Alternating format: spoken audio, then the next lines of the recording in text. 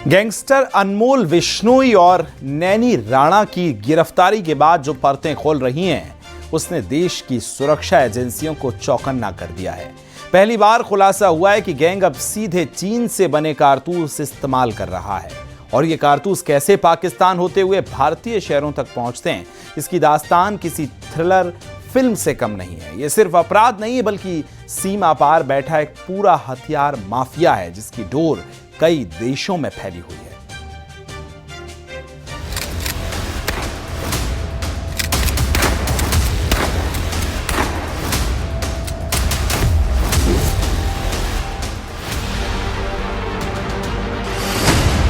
कैसे ऑपरेट हो रहा है लॉरेंस गैंग?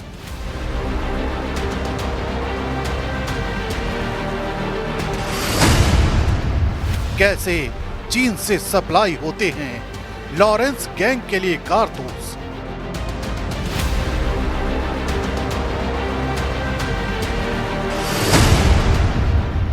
क्या है अपराध की दुनिया के नए ट्रायंगल की कहानी? दिल्ली क्राइम ब्रांच की हालिया कार्रवाई ने खुलासा किया है कि लॉरेंस बिश्नोई का नेटवर्क अब सिर्फ भारतीय सीमा में नहीं, बल्कि यूरोप और स्पेन में नए ऑपरेशन सेंटर बनाकर काम कर रहा है। अनमोल बिश्नोई, नोनी राणा भले ही पकड़े जा चुके हों, लेकिन जांच में सामने आए चैट और इनक्रिप्टेड कॉल ने एक और बड़ी तस्वीर दिखाई है। ये तस्वीर बताती है कि जेल में बैठकर भी ऑपरेटर बिना मोबाइल के कमांड दे रहा है।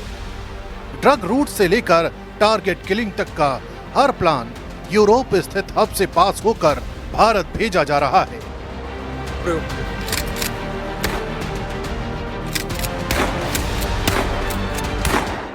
गैंगस्टर अनमोल बिश्नोई और नोनी राणा के पकड़े जाने के बाद भी साबरमती जेल में बंद कुख्यात गैंगस्टर लॉरेंस बिश्नोई की क्या धमक कम होने का नाम नहीं ले रही है।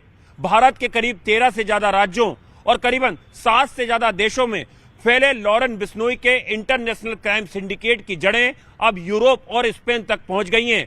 इतना ही नहीं, अब लॉरेंस बिश्नोई क्राइम सिंडिकेट को चाइना से हथियार और कारतूस की खेप भारत मिल रही है। इसका सबसे बड़ा खुलासा पंजाब पुलिस की एंटी गैंगस्टर टास्क फोर्स ने लॉरेंस बिश्नोई गैंग के 4 गुर्गों के इनकाउंटर के बाद किया था। एक मनदीप और एक दलविंदर जो पंजाब से जिन्होंने वेपन रिसीव किया और जिनको डिलीवरी देने के लिए यहाँ पर आना था, इनकी पूछताछ की गई, गहन इनसे पूछताछ की गई थी। इनके पोजेशन से 8 वेपन रिकवर हुए थे जो टर्किश मेड थे और चाइना मेड थे। इनसे जब पूछताछ की गई और डिटेल्ड में इंटरोगेशन किया गया तो इन्होंने अपने डिस्क्लोजर स्टेटमेंट में एक शख्स को एक वेपन देने की बात कबूल की जो पंजाब में जिसकी लोकेशन पाई गई थी। इस शख्स का नाम बंधु मान शेखो था।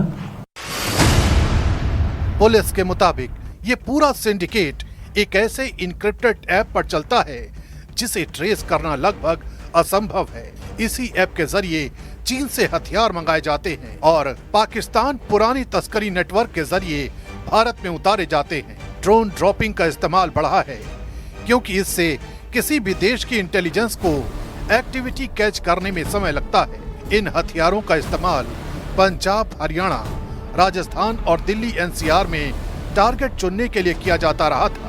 ये चाइनीज कारतूस का बिश्नोई गैंग के सदस्यों के बीच में पाए जाना, वो भी पंजाब में, बहुत बड़े चिंता का विषय पैदा करता है क्योंकि ये पंजाब पहुंचा कैसे, वो भी ऐसे गैंग के सदस्यों के पास जो तमाम तरीके की किलिंग कर रहा है।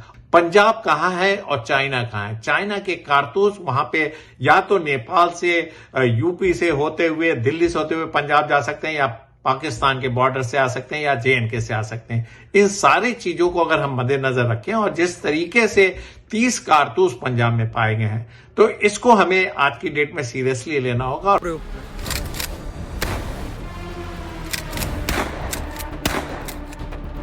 गिरफ्तार किए गए शूटरों के मुताबिक हर सुपारी का आदेश या तो यूरोप से आता था या जेल से जारी किया जाता था। पूछताछ में पता चला है कि गैंग का नया ट्रायंगल नेटवर्क 3 चेहरों पर आधारित है।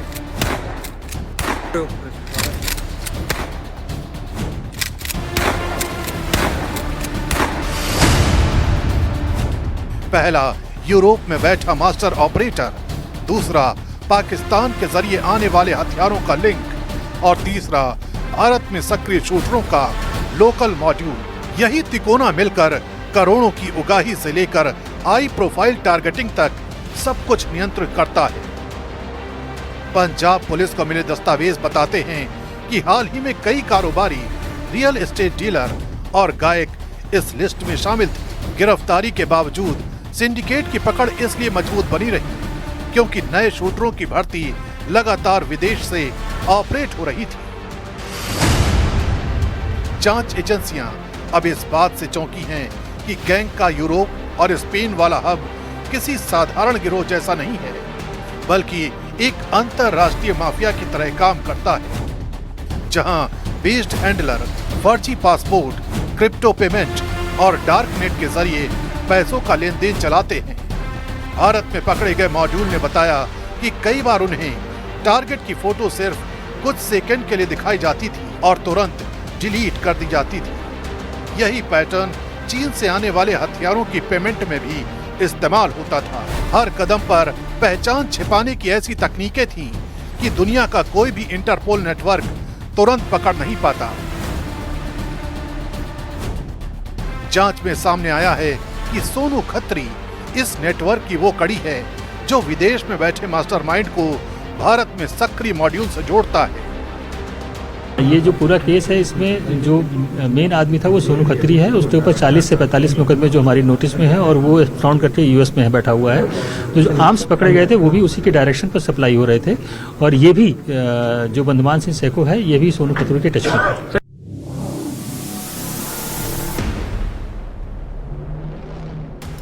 उसके साथ बंधुमान सिंह और बिल्ला जैसे नाम पैसे और हथियारों की सप्लाई संभालते रहे, जबकि हरविंदर भोला और लखविंदर सिंह टारगेट की निगरानी के लिए लोकल ग्राउंड टीम तैयार करते थे। मनदीप पर डिलीवरी और लोकेशन ट्रैकिंग की जिम्मेदारी थी। दलविंदर, रोहन और अजय जैसे शूटरों को अंतिम पल में टास्क मिलता था। ये पूरा ग्रुप मिलकर ट्रायंगल नेटवर्क बनाता है जो भारत में गैंग की हिंसक वारदातों को अंजाम देता है।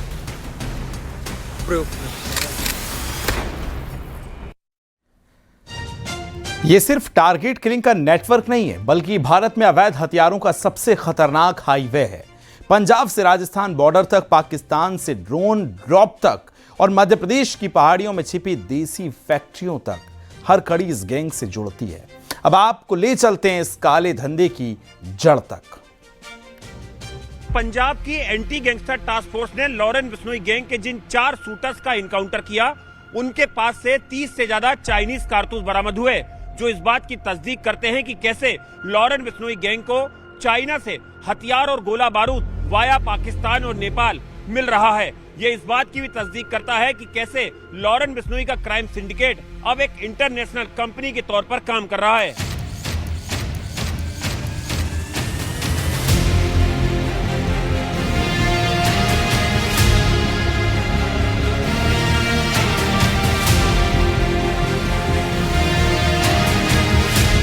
मनदीप,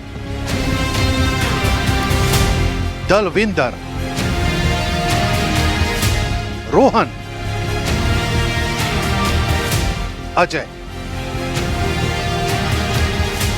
चारों शूटरों के पुराने केस बताते हैं कि ये कोई लोकल बदमाश नहीं, बल्कि लंबे समय से एक्टिव क्रिमिनल मॉड्यूल का हिस्सा थे। पुलिस के मुताबिक इन्हीं अपराधों के दौरान इनकी मुलाकात लॉरेंस बिश्नोई गिरोह से हुई और धीरे धीरे ये गैंग की सप्लाई चेन से जुड़ते चले गए। जांच में ये भी सामने आया है कि जिन हथियारों से सुपारी किलिंग होती थी वे अमृतसर, तरनतारन, गुरदासपुर और राजस्थान पाकिस्तान सीमा वाले रूट से भारत लाए जाते थे। ड्रोन तस्करों और क्रॉस बॉर्डर नेटवर्क के जरिए ये खेप गंगानगर, अनूपपुर और जम्मू कश्मीर के इलाकों से होते हुए शूटरों तक पहुंचती थी। रूट इंपॉर्टेंट नहीं है, आपको ये चेक करना पड़ेगा कि इनको कैसे अंडर सर्वेलेंस रखा जाए, कैसे ही फर्स्ट ऑकेजन में इसको पकड़ा जाए। आज की डेट में हिंदुस्तान के चारों तरफ ऐसी स्थिति पैदा की जा रही है, स्पेशली पाकिस्तान, चाइना द्वारा, जिससे कि और अमेरिका द्वारा, जिससे कि हिंदुस्तान का इंसर्किलमेंट कंप्लीट हो। तो लिहाजा किस रूट से आता है, इसके 4-5 मेन रूट ऑफ इंटीग्रेशन है, इसको हमें अंडर सर्वेलेंस रखना होगा, और जिससे कि हम इस तरीके के चाइनीज कारतूस जो हिंदुस्तान में पाए जा रहे हैं उसके ऊपर पूरी तरीके से रोकथाम लगा सकें।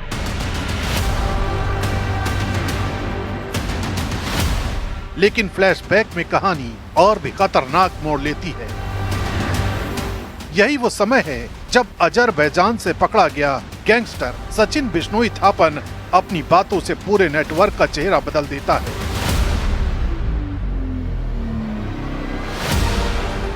जब न्यूज 18 इंडिया ने उससे पूछा कि मूसेवाला हत्याकांड में इस्तेमाल हुई AK-47 और अत्याधुनिक हथियार कहां से आए, तो उसका जवाब चौंकाने वाला था।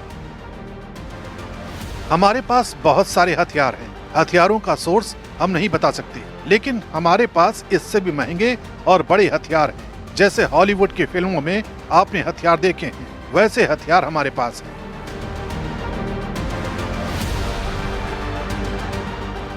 ये बयान सिर्फ एक शेख ही नहीं, बल्कि उस अंतर्राष्ट्रीय सप्लाई लाइन की तरफ से इशारा था जिसे पुलिस अब जोड़ने में लगी है। सप्लाई लाइन की अगली परत मध्य प्रदेश की पहाड़ियों में छिपी है।